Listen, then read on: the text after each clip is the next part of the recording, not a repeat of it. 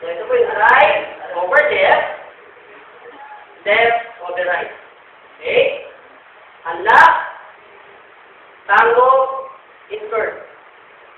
Okay? Number 3. Gagawin po natin yung ano po natin dyan?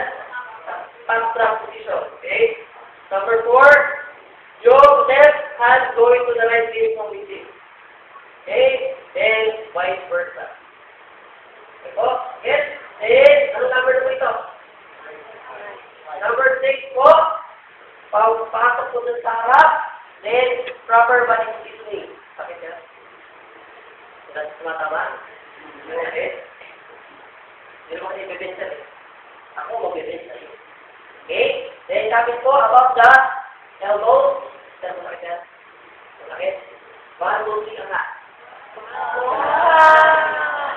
Sakit? Pakipalakpakan po dyan.